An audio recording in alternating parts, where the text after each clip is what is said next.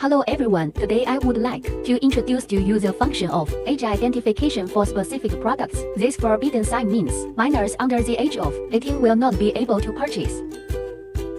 If he clicks on the product, he needs to do age verification first.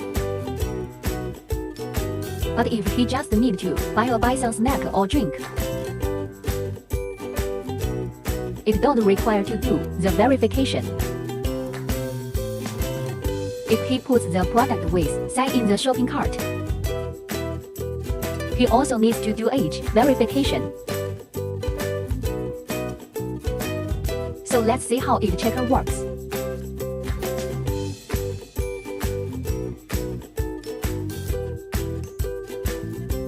Now we can move on.